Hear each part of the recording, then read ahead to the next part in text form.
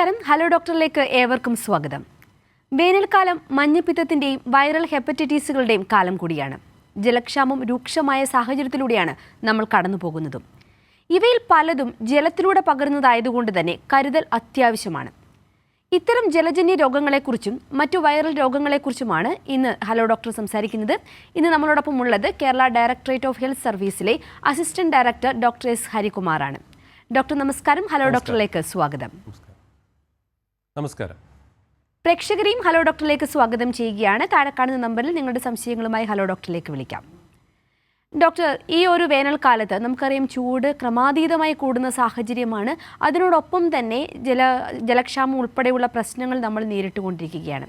ഈ ഒരു വേനൽക്കാലത്ത് ഇങ്ങനൊരു സാഹചര്യത്തിൽ മഞ്ഞപ്പിത്തത്തെയും വൈറൽ ഹെപ്പറ്റൈറ്റിസുകളെക്കുറിച്ചും നമ്മൾ എത്രത്തോളം കരുതിയിരിക്കണം? എന്തൊക്കെ കാര്യങ്ങളാണ് ഈ ഒരു വിഷയത്തിൽ നമ്മൾ ശ്രദ്ധിക്കേണ്ടത്?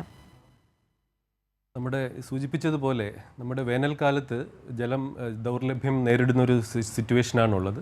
അപ്പോൾ അതുകൊണ്ട് തന്നെ നമ്മൾ ജലം കുടിക്കുന്നത് ശുദ്ധത, അതിൻ്റെ ശുദ്ധി ഉറപ്പുവരുത്തുക എന്നുള്ളത് ഏറ്റവും പ്രധാനപ്പെട്ടതാണ്. അപ്പോൾ നമുക്ക് കിട്ടുന്ന ജലം നമ്മളുടെ ഭക്ഷണത്തിന് ആവശ്യത്തിനോ കുടിവെള്ളത്തിനോ മറ്റും ഉപയോഗിക്കുമ്പോൾ അതിൻ്റെ ശുദ്ധി നമ്മൾ ഉറപ്പുവരുത്തേണ്ടതാണ്. അപ്പോൾ അതിനനുസരിച്ച് ഇപ്പം ജലത്തിലൂടെ പകരുന്ന അസുഖങ്ങൾ ഒരുപാടുണ്ട്. അപ്പോൾ അതിൽ നമ്മുടെ ഹെപ്പറ്റൈറ്റിസ് ഉണ്ടാക്കുന്ന, അതായത് നമ്മളുടെ കരളിനെ ബാധിക്കുന്ന ഹെപ്പറ്റൈറ്റിസ് വൈറസുകളുടെ കൂട്ടത്തിൽ ഹെപ്പറ്റൈറ്റിസ് എ, ഹെപ്പറ്റൈറ്റിസ് ഇ മുതലായ വൈറസുകളും ഉൾപ്പെടാം. അപ്പോൾ ഈ രണ്ട് വൈറസുകളും പ്രധാനപ്പെട്ട് നമ്മളുടെ ജലത്തിലൂടെയും മലിനമായ ഭക്ഷണത്തിലൂടെയും ഒക്കെയാണ് പകരുന്നത്. അപ്പോൾ ഈ മഞ്ഞപ്പിത്തം എന്ന് പറയുമ്പോൾ അത് നമ്മളുടെ കരളിനെ ബാധിക്കുന്ന എന്ത് കാരണം കൊണ്ട് കരളിനെ ബാധിച്ചാലും ആ ഒരു ലക്ഷണം, അതൊരു രോഗലക്ഷണം മാത്രമാണ്. അപ്പോൾ മഞ്ഞപ്പിത്തത്തിന് ഒരുപാട് കാരണങ്ങളുണ്ട്.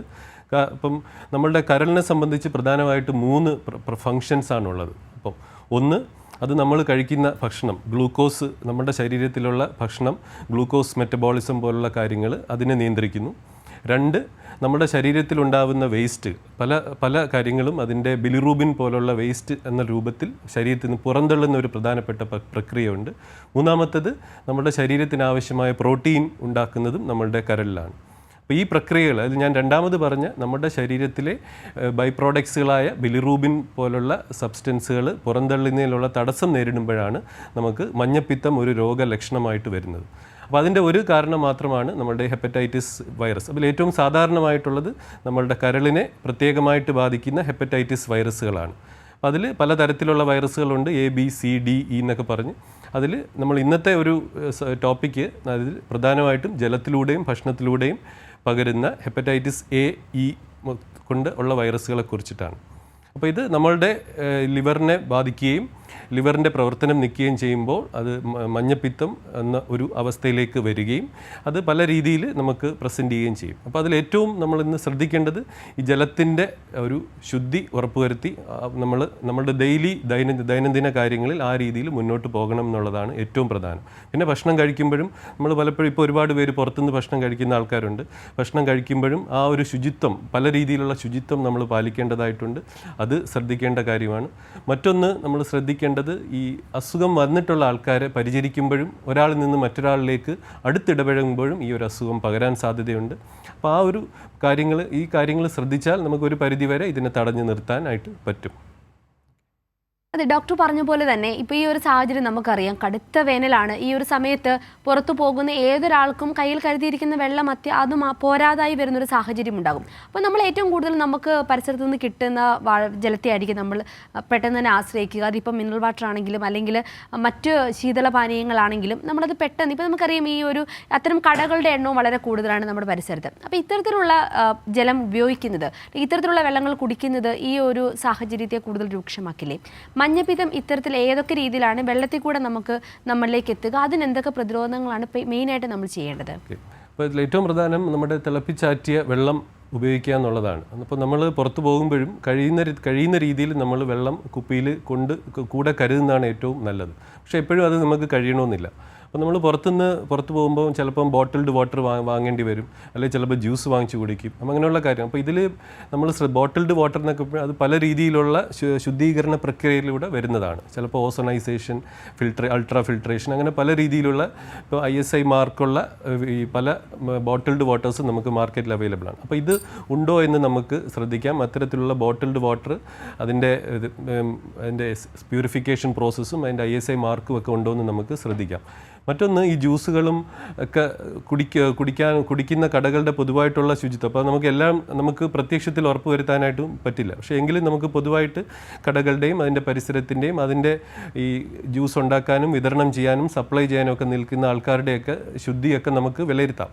അപ്പോൾ അതാണ്. അപ്പോൾ അതിനകത്ത് ഈ കടകളിൽ ഉപയോഗിക്കുന്ന വെള്ളം, അപ്പോൾ ജ്യൂസ് ഉണ്ടാക്കാൻ ഉപയോഗിക്കുന്ന വെള്ളം ഈ തരത്തിലുള്ള ഒരു പ്യൂരിഫിക്കേഷൻ പ്രോസസ്സിലൂടെ കടന്നു വന്നിട്ടുള്ള വെള്ളമാണോ എന്ന് നമുക്ക് ചോദിക്കാം. അപ്പോൾ തിളപ്പിച്ചാറ്റിയ വെള്ളം കുടിക്കുക എന്നുള്ളതാണ് ഒരു പ്രധാനപ്പെട്ട കാര്യം. മറ്റൊന്ന്, നമ്മളുടെ വീടുകളിലുള്ള ജലസ്രോതസ്സുകളാണ്. ഇപ്പോൾ നമ്മൾ പുറത്തു പോകുന്ന കാര്യം മാത്രമല്ല, വീടുകളിലുള്ള ജലസ്രോതസ്സുകൾ. ഇപ്പോൾ പല വീടുകളിൽ നമ്മുടെ വാട്ടർ സപ്ലൈ പഞ്ചായത്തുകളുടെയോ അല്ലെങ്കിൽ മുനിസിപ്പാലിറ്റികളുടെയോ അല്ലെങ്കിൽ വാട്ടർ അതോറിറ്റിയുടെയോ ഒക്കെ വെള്ളം പൈപ്പ് വഴി സപ്ലൈ ചെയ്യുന്നുണ്ട്. അപ്പോൾ ഇത് സാധാരണ ഇത്തരത്തിലുള്ള പ്രോജക്റ്റുകളിൽ നിന്ന് വരുന്ന വാട്ടർ സപ്ലൈ അതിൻ്റേതായ ഒരു ക്ലോറിനേഷൻ പ്രക്രിയയിലൂടെ വരുന്ന ഒരു വെള്ളം, അത് സാധാരണഗതിയിൽ വലിയ പ്രശ്നം വരാറില്ല. പക്ഷേ നമ്മുടെ കിണറുകളിലും നമ്മളുടെ അടുത്തുള്ള മറ്റ് ജലസ്രോതസ്സുകളുണ്ട്, കുളങ്ങളുണ്ട്, പുഴകളുണ്ട്. അപ്പോൾ ഇതിൽ നിന്നൊക്കെ നേരിട്ട് വെള്ളം എടുത്ത് കുടിക്കുന്ന ആൾക്കാർ ഒരുപാടുണ്ട്, ഇപ്പോഴും ഉണ്ട്. അപ്പോൾ അത് നമ്മൾ കഴിയുന്നത്ര പ്രോത്സാഹിപ്പിക്കാൻ പാടില്ല. അപ്പോൾ ഇപ്പം നമ്മളുടെ കിണറ്റിലെ വെള്ളം തന്നെയാണെങ്കിൽ അതിൻ്റെ ഒരു ഇടയ്ക്കിടയ്ക്ക് ക്ലോറിനേഷൻ ചെയ്യണം. ആഴ്ചയിൽ 2 ദിവസം ക്ലോറിനേഷൻ ചെയ്യേണ്ട ഒരു ഇത് നോക്കണം. അതേപോലെ ഈ നമ്മൾ മറ്റ് കുളത്തിൽ നിന്നോ അല്ലെങ്കിൽ പുഴയിൽ നിന്നൊക്കെ വെള്ളം എടുക്കുകയാണെങ്കിൽ തന്നെ അത് നിർബന്ധമായിട്ട് തിളപ്പിച്ചാറ്റിയിട്ട് തന്നെ നമ്മുടെ കുടിവെള്ളത്തിനോ മറ്റ് ഭക്ഷണത്തിനോ ഒക്കെ ഉപയോഗിക്കാൻ പാടുള്ളൂ. അപ്പോൾ അതൊരു വളരെ പ്രധാനപ്പെട്ട കാര്യമാണ്. നമ്മൾ പുറത്ത് പോകുന്നത് ഒരു പ്രധാനപ്പെട്ട കാര്യമാണ്. പുറത്ത് പോകുമ്പോൾ നമ്മൾ ശ്രദ്ധിക്കേണ്ട ചില വ്യക്തി ശുചിത്വങ്ങളും ചില പരിസര ശുചിത്വങ്ങളും അതേപോലെ നമ്മളുടെ ഭക്ഷണശീലങ്ങളും പ്രധാനമാണ്. അതോടൊപ്പം തന്നെ വീട്ടിലും ഇത് വളരെ പ്രധാനമാണ്. ഇപ്പോൾ നമുക്ക് ഈ മലിനമായ ജലസ്രോതസ്സുകൾ ഇപ്പോൾ പലതും ഉണ്ട്. അപ്പം ഈ നമ്മളുടെ വീടുകളിലുള്ള സെപ്റ്റിക് ടാങ്കുകൾ അല്ലെങ്കിൽ അത്തരത്തിലുള്ള ഈ മലമൂത്ര വിസർജനത്തിലൂടെ ഈ ജലസ്രോതസ്സുകൾ മലിനപ്പെടാനുള്ള സാധ്യതയും ഉണ്ട്. അപ്പം അത് എപ്പോഴും നിലനിൽക്കുന്നുണ്ട്. അത് നമുക്ക് കാണാൻ പറ്റില്ല. പ്രത്യക്ഷത്തിൽ നല്ല ക്ലിയറായിട്ടുള്ള തെളിഞ്ഞ വെള്ളമൊക്കെ ആയിരിക്കാം, പക്ഷേ അതിൽ വൈറസും ബാക്ടീരിയ ഒക്കെ ഉണ്ടാകാം. അത് ഇത്തരത്തിലുള്ള ജലജന്യ രോഗങ്ങളും വൈറൽ ഹെപ്പറ്റൈറ്റിസ് പോലുള്ള അസുഖങ്ങൾക്കൊക്കെ കാരണമാകാം. അപ്പോൾ അത് ഏറ്റവും പ്രധാനം. പിന്നൊന്ന്, നമ്മൾ ശ്രദ്ധിക്കേണ്ട കാര്യം ഈ മലമൂത്ര വിസർജനത്തിന് ശേഷവും ഭക്ഷണത്തിന് മുൻപും പിൻപും എല്ലാം കൈ കഴുകുന്ന കാര്യം. അപ്പോൾ കൈ കഴുകുന്നത് നമ്മൾ കോവിഡ് സമയത്തെ കേൾക്കുന്ന ഒരു കാര്യമാണ്, കൈ കഴുകുന്നതുകൊണ്ടുള്ള ഇമ്പോർട്ടൻസ്. ഓക്കെ ഡോക്ടർ, നമുക്ക് ആ ഒരു ഉത്തരത്തിലേക്ക് മടങ്ങിയെത്താം. ഇപ്പം നമ്മളോടൊപ്പം ഒരു പ്രേക്ഷകൻ ചേരുകയാണ്, തൃപ്പൂണിത്തുറയിൽ നിന്നും സുരേഷ് കുമാർ. ഡോക്ടറോട് ചോദിച്ചോളൂ. ഓക്കെ, ആ കോൾ ഡ്രോപ്പായെന്ന് തോന്നും. ഡോക്ടർ, നമ്മൾ പറഞ്ഞു വന്നത് ഈ ഒരു സാഹചര്യത്തിൽ ഭക്ഷണത്തിലാണെങ്കിലും വെള്ളത്തിലാണെങ്കിലും നമ്മൾ ശ്രദ്ധിക്കേണ്ടതും അതേപോലെ തന്നെ വ്യക്തി ശുചിത്വത്തിൽ നമ്മൾ ശ്രദ്ധിക്കേണ്ടതുമായ കാര്യങ്ങളെക്കുറിച്ചാണ്. മറ്റൊരു ചോദ്യത്തിലേക്ക് പോവുകയാണെങ്കിൽ ഡോക്ടർ, ഈ ഒരു ഹെപ്പറ്റൈറ്റിസ്, ഇത്തരത്തിലുള്ളൊരു മഞ്ഞപ്പിത്തം, അതിൻ്റെ ഒരു ലക്ഷണങ്ങൾ നമുക്ക് എങ്ങനെയാണ് ഈ രോഗം നമ്മളിലേക്ക് പടർന്നിട്ടുണ്ടെന്ന് മനസ്സിലാക്കുവാൻ സാധിക്കുന്നത്? അതിൻ്റെ ലക്ഷണങ്ങളെക്കുറിച്ചൊന്ന് വിശദമാക്കാമോ? ഞാൻ തുടക്കത്തിൽ സൂചിപ്പിച്ചതുപോലെ ഹെപ്പറ്റൈറ്റിസ് പലതരത്തിലുള്ള വൈറസുകളുണ്ട്. അപ്പോൾ അതിൽ ഹെപ്പറ്റൈറ്റിസ് എയും ഹെപ്പറ്റൈറ്റിസ് ഇയും പ്രധാനമായിട്ട് ഭക്ഷണത്തിലൂടെയും വെള്ളത്തിലൂടെയാണ് വരുന്നത്. അപ്പോൾ ഇത് സാധാരണ അക്യൂട്ട് ഹെപ്പറ്റൈറ്റിസ്, അതായത് അത് വൈറസ് നമ്മുടെ ശരീരത്തിൽ കയറി അപ്പോൾ അതിൻ്റെ സാധാരണ ഒരു 2 മുതൽ 6 ആഴ്ചയ്ക്കുള്ളിൽ അതിൻ്റെ ലക്ഷണങ്ങൾ പ്രകടമാകുകയും അതിന് പിന്നീട് ഒരു സാധാരണഗതിയിൽ മറ്റ് പ്രശ്നങ്ങളൊന്നും ഇല്ലെങ്കിൽ ഒരു 1.5 മാസം കൊണ്ട് അല്ലെങ്കിൽ ഒരു 6 ആഴ്ച കൊണ്ട് അത് വൈറസിൻ്റെ ഇത് കഴിഞ്ഞിട്ട് ഒരു സാധാരണ രീതിയിലേക്ക് തിരിച്ചു വരും. അപ്പോൾ അതാണ് സാധാരണ ഈ ഒരു അക്യൂട്ട് ഹെപ്പറ്റൈറ്റിസിൽ വരുന്നത്. മറ്റ് ചില ഹെപ്പറ്റൈറ്റിസുകളുണ്ട്, ഹെപ്പറ്റൈറ്റിസ് ബി, സി ഒക്കെ. അപ്പോൾ അത് നമ്മളുടെ ശരീരത്തിൽ കയറുകയും അത് നമ്മളുടെ കരളിനുള്ളിൽ ഒരുപാട് കാലം ക്രോണിക്കായിട്ട് ഇരിക്കുകയും മറ്റ് പ്രശ്നങ്ങളുണ്ട്. അതിനും ഈ ഒരു അക്യൂട്ടായിട്ടുള്ള അല്ലെങ്കിൽ ഒരു ഹ്രസ്വകാലത്തിലുള്ള സിംറ്റംസ് ഉണ്ടാക്കാൻ പറ്റുമെങ്കിലും കൂടുതലും നമ്മൾ കണ്ടുവരുന്നത് ദീർഘകാലം നമ്മുടെ ശരീരത്തിൽ പ്രത്യേകിച്ച് ഒരു ലക്ഷണങ്ങളും ഇല്ലാതെ ഇരിക്കുകയും ഭാവിയിൽ ലിവർ സിറോസിസ്, ലിവർ ക്യാൻസറിന് വരെ അത് കാരണമാവുകയും ചെയ്യും.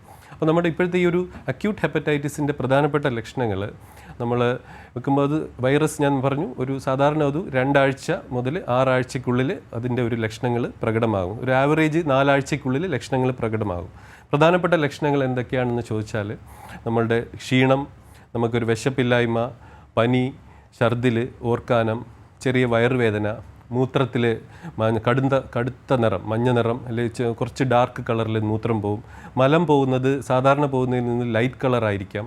പിന്നെ മഞ്ഞപ്പിത്തം കുറച്ചുകൂടെ കൂടുമ്പോൾ ഇപ്പോൾ കണ്ണുകളിൽ മഞ്ഞ നിറം കാണപ്പെടാം.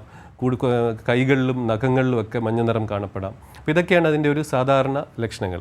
അപ്പോൾ ആദ്യം ഇതൊരു ക്ഷീണവും ഛർദിലും ഓർക്കാനും പനിയൊക്കെ ആയിട്ട് തുടങ്ങി. അതിനുശേഷം ഈ മഞ്ഞപ്പിത്തം വരുമ്പോൾ സാധാരണഗതിയിൽ ഇതിൻ്റെ പനിയും മറ്റ് കാരണങ്ങളുമൊക്കെ പോകും. വളരെ ചെറിയൊരു ശതമാനം ആൾക്കാരിൽ, നമ്മളൊരു 1000 പേരിൽ അല്ലെങ്കിൽ ഒരു 10,000 പേരിൽ ഒരാൾക്കോ മറ്റോ ഇതൊരു കടുത്ത ലക്ഷണങ്ങൾ പ്രകടമാകാം. കടുത്ത ലക്ഷണങ്ങൾ എന്ന് പറയുമ്പോൾ ലിവർ മൊത്തത്തിൽ അതിൻ്റെ ഒരു പ്രവർത്തനം നിൽക്കുന്ന ഒരു അവസ്ഥയിലേക്ക് പോകുമ്പോൾ ലിവർ നമുക്ക് ഒറ്റ അവയവം മാത്രമേ ഉള്ളൂ. അതിൻ്റെ പ്രവർത്തനം നിൽക്കുമ്പോൾ ഒരുപാട് പ്രശ്നങ്ങൾ, ശരീരത്തിലെ അമോണിയ പോലുള്ള ഇതിൻ്റെ അളവ് കൂടുകയും പുറന്തള്ളപ്പെടാതിരിക്കുകയും ചെയ്യുമ്പോൾ തലച്ചോറിനെ വരെ ബാധിക്കുകയും, അതേപോലെ ഞാൻ നേരത്തെ സൂചിപ്പിച്ചു ഇതിൻ്റെ ശരീരത്തിലെ പ്രോട്ടീൻ്റെ സിന്തസിസ് കുറയുകയും ബ്ലീഡിങ് ടെൻഡൻസി, രക്തം പൊടിയുന്ന അവസ്ഥ, അതേപോലെ തലച്ചോറിനെ ബാധിക്കുമ്പോൾ മസ്തിഷ്കത്തെ ബാധിക്കുമ്പോഴുള്ള ഫീച്ചേഴ്സ്, ഓർമ്മക്കുറവ് പോലുള്ള ഫീച്ചേഴ്സൊക്കെ വരാം. അത് വളരെ ചെറിയൊരു ശതമാനം, ഒരു 0.1% ആൾക്കാരിൽ അങ്ങനെ വരാൻ സാധ്യതയുണ്ട്. പക്ഷേ കൂടുതൽ ആൾക്കാരും ഞാൻ പറഞ്ഞ പോലെ ആ ഒരു ലക്ഷണത്തിലൂടെ കടന്നുപോയി മറ്റ് പ്രശ്നങ്ങളൊന്നും ഇല്ല എങ്കിൽ ഒരു 6 ആഴ്ച കൊണ്ട് സാധാരണഗതിയിലേക്ക് തിരിച്ചു വരും. ഡോക്ടർ പറഞ്ഞ ഈ ലക്ഷണങ്ങൾ പ്രധാനമായിട്ട് നമ്മൾ നോക്കുകയാണെങ്കിൽ ഇപ്പോഴത്തെ നമ്മുടെ ഒരു അന്തരീക്ഷ സാഹചര്യമൊക്കെ വെച്ചിട്ട് പലപ്പോഴും ഇത്തരത്തിലുള്ള ലക്ഷണങ്ങൾ പനിയുടെയും മറ്റും കാരണമായിട്ട് നമുക്കുണ്ടാവാം. അപ്പം ഈ ഒരു ലക്ഷണങ്ങളെ പനിയുടെ ആണോ അല്ലെങ്കിൽ മഞ്ഞപ്പിത്തത്തിൻ്റെ ആണോ നമുക്ക് എങ്ങനെ തിരിച്ചറിയാൻ പറ്റും? ഇതിൻ്റെ ഒരു ചികിത്സാ രീതികളെ കുറിച്ച് കൂടി ഒന്ന് വിശദമാക്കാമോ? അപ്പം ഈ മഞ്ഞപ്പിത്തം ഒരു രോഗലക്ഷണമാകാം, അതിന് പല കാരണങ്ങളുണ്ടാകാം.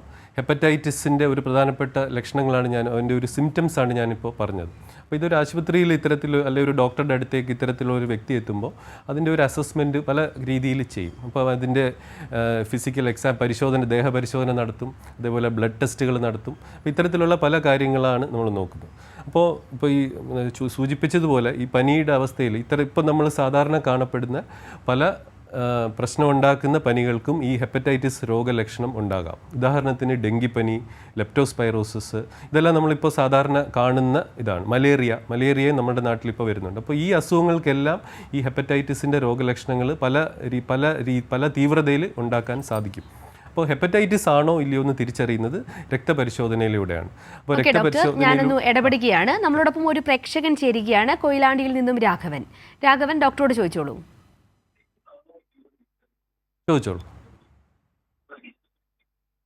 രാഘവൻ കേൾക്കുന്നുണ്ടോ? ടിവിയിൽ ശ്രദ്ധിക്കാതെ ഡോക്ടറോട് ചോദിക്കും.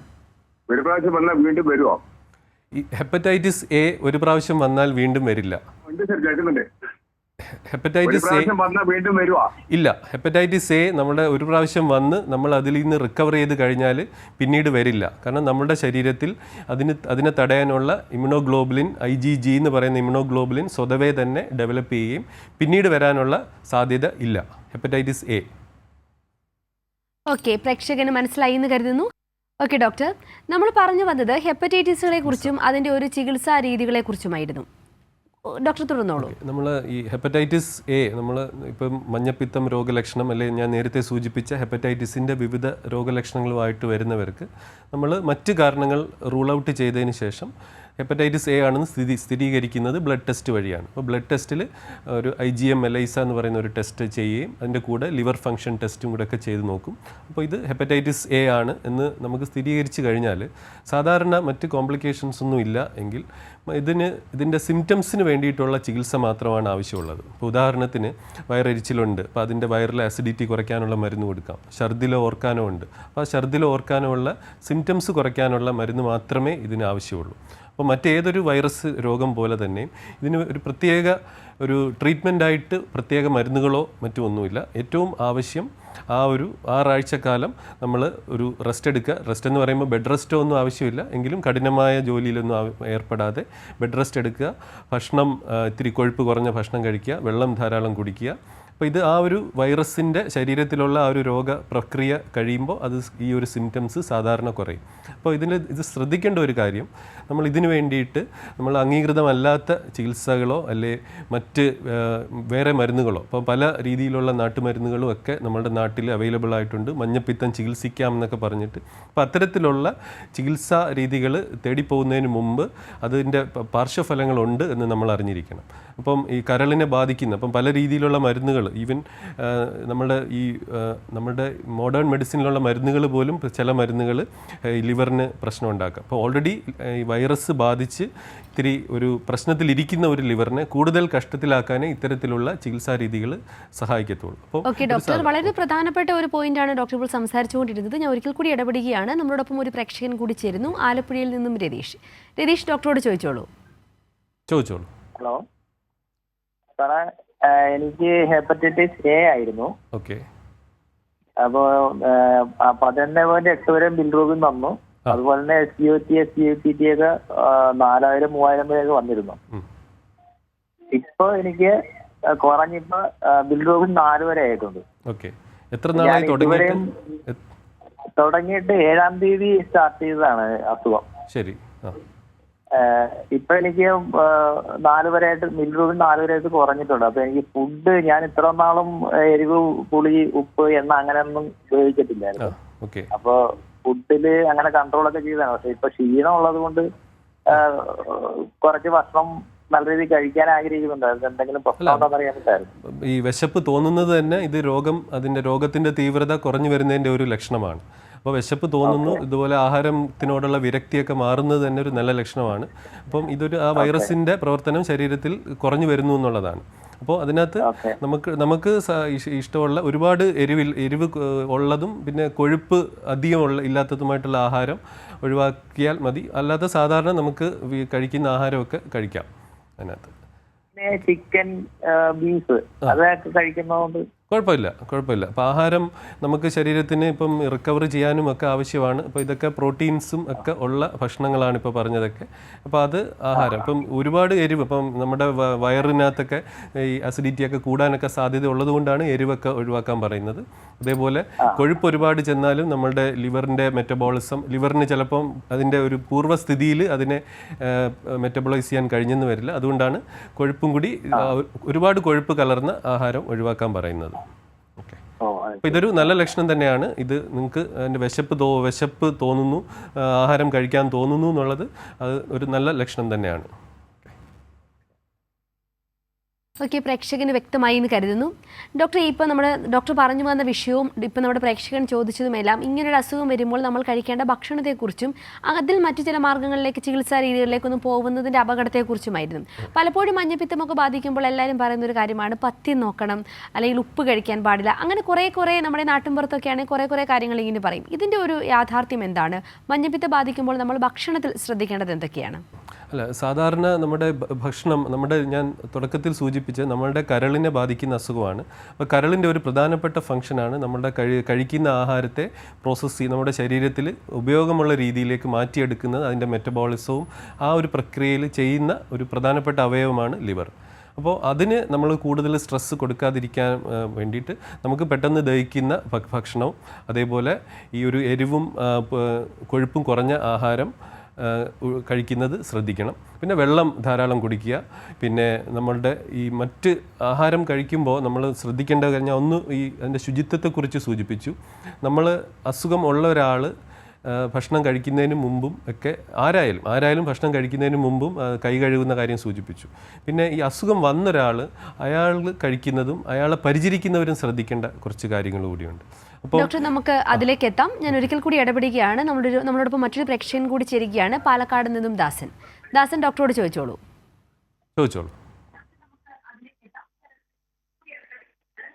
ദാസൻ, ടിവിയുടെ ശബ്ദം കുറച്ച് വെച്ച് ചോദിക്കൂ. ഹലോ, കേൾക്കുന്നുണ്ടോ? കേൾക്കുന്നുണ്ട്. ടിവിയുടെ ശബ്ദം കുറച്ച് വെക്കണേ. ഹലോ, ചോദിച്ചോളൂ. കേൾക്കുന്നുണ്ട് സാറേ. പിന്നെ മഞ്ഞപ്പിത്തം വന്നിട്ട് ഒരു വർഷത്തോളമായി.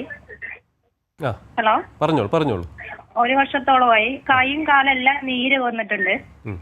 ഈ മഞ്ഞപ്പിത്തത്തിന്റെ കാരണം എന്താണെന്ന് കണ്ടുപിടിച്ചോ? വീക്കം, അതേപോലെ എന്താ പറയാ, അവിടെ അവിടെ അവിടെ അവിടെ അവിടെ വീക്കം വരിക, പനി മാറുന്നില്ല. ഓക്കെ. ഈ മഞ്ഞപ്പിത്തം ഇല്ല വന്നു ഇല്ല, കണ്ടുപിടിച്ചിട്ടില്ല. കണ്ടുപിടിച്ചിട്ടില്ല. അപ്പം ഈ മഞ്ഞപ്പിത്തം ഒരു രോഗലക്ഷണം മാത്രമാണ്, അതിന് ഒരുപാട് കാരണങ്ങളുണ്ട്. അപ്പോൾ അതിനകത്ത് ഒരു പ്രധാനപ്പെട്ട ഏരിയയാണ് നമ്മൾ ഇന്ന് സംസാരിച്ചുകൊണ്ടിരിക്കുന്ന ഹെപ്പറ്റൈറ്റിസ് വൈറസുകൾ. അപ്പോൾ ഇത് കൂടാതെ തന്നെ പല കാരണങ്ങളുണ്ട്. ഇപ്പോൾ സാധാരണ ഈ മഞ്ഞപ്പിത്തത്തിന് കാരണങ്ങൾ നമ്മൾ ചില വൈറസുകൾ ഒരു പ്രധാനപ്പെട്ട കാര്യമാണ്. പിന്നെ മദ്യപിക്കുന്ന ആളാണെങ്കിൽ മദ്യപാനം ഒരു പ്രധാനപ്പെട്ട, കരളിനെ ബാധിക്കുമ്പോൾ ഒരു പ്രധാനപ്പെട്ടതാണ്. ചില ഡ്രഗ്സുകൾ, ചില മരുന്നുകൾ വേറെ എന്തെങ്കിലും കാരണത്തിന് ഉപയോഗിക്കുന്നവരോ അല്ലെങ്കിൽ മറ്റ് ഡ്രഗ്സ് ആവശ്യത്തിനോ അനാവശ്യത്തിനോ ഒക്കെ ഉപയോഗിക്കുന്ന ഡ്രഗ്സ് ലിവറിന് പ്രശ്നമാകാറുണ്ട്.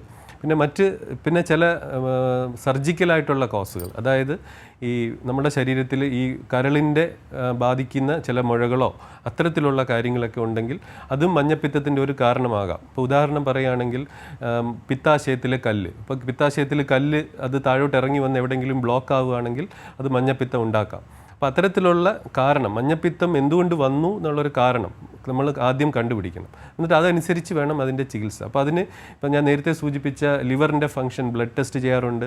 ഈ ഹെപ്പറ്റൈറ്റിസ് വൈറസുകളാണോ എന്ന് പറയാൻ അതിൻ്റെ പ്രത്യേകം ടെസ്റ്റുകൾ ചെയ്യണം. പിന്നെ മറ്റ് അസുഖങ്ങൾ, ഇപ്പം ഞാൻ നേരത്തെ സൂചിപ്പിച്ചു ഡെങ്കിപ്പനി, അതൊന്നും പക്ഷേ ദീർഘകാലം നിൽക്കില്ല. ഡെങ്കിപ്പനി, ലെപ്റ്റോസ്പൈറോസിസ് പോലുള്ള മലേറിയ പോലുള്ള അസുഖങ്ങൾ കാരണം വരാം. പിന്നെ വയറിൻ്റെ സ്കാൻ, അൾട്രാസൗണ്ട് സ്കാൻ പോലുള്ള, അപ്പോൾ ഇത്തരത്തിൽ ഉള്ള വിവിധ പരിശോധനകളുടെ അടിസ്ഥാനത്തിൽ നമ്മൾ ഈ മഞ്ഞപ്പിത്തത്തിൻ്റെ ഒരു കാരണം എന്താണെന്ന് കണ്ടെത്തി അതനുസരിച്ച് വേണം ചികിത്സിക്കാൻ. ഇപ്പോൾ പിത്താശയത്തിൻ്റെ കല്ലാണെങ്കിൽ അത് ചിലപ്പോൾ ഒരുപക്ഷെ സർജറി ചെയ്യേണ്ടി വരും, അല്ലെങ്കിൽ എൻഡോസ്കോപ്പി ചെയ്യേണ്ടി വരും, അങ്ങനെ എന്തെങ്കിലുമൊക്കെ വേണ്ടി വരും. അപ്പോൾ അത്തരത്തിലുള്ള കാരണങ്ങൾ എന്തെങ്കിലും ഉണ്ടോ എന്നുള്ളൊരു വിശദമായ പരിശോധന നമ്മുടെ അടുത്തുള്ള ഒരു മെഡിക്കൽ കോളേജോ അല്ലെങ്കിൽ ജില്ലാ ആശുപത്രിയോ അത്തരത്തിലുള്ള ആശുപത്രിയിൽ പോയി പരിശോധന ചെയ്യുന്നത് നമ്മുടെ പ്രേക്ഷകയ്ക്ക് വ്യക്തമായി എന്ന് ഞാൻ കരുതുന്നു. ഡോക്ടർ, സമയപരിമിതി മൂലം ഞാൻ ഇടപെടുകയാണ്. നമ്മുടെ ഹലോ ഡോക്ടർ ഇന്ന് അവിടെ പൂർണ്ണമാകാനുള്ള സമയമായിരിക്കുകയാണ്. Thank you doctor. ഹലോ ഡോക്ടറിൽ നമ്മളിന്ന് സംസാരിച്ചത് മഞ്ഞപ്പിത്തത്തെക്കുറിച്ചും ജലജന്യ രോഗങ്ങളെക്കുറിച്ചും മറ്റുമായിരുന്നു. ഈ ഒരു വിഷയത്തിൽ വിശദമായി നമ്മളോട് സംസാരിച്ചത് കേരള ഡയറക്ടറേറ്റ് ഓഫ് ഹെൽത്ത് സർവീസിലെ അസിസ്റ്റന്റ് ഡയറക്ടർ ഡോക്ടർ എസ് ഹരികുമാറാണ്. ഡോക്ടർ, വളരെയധികം നന്ദി. ഹലോ ഡോക്ടർ ഇവിടെ പൂർണ്ണമാകുന്നു. നമസ്കാരം.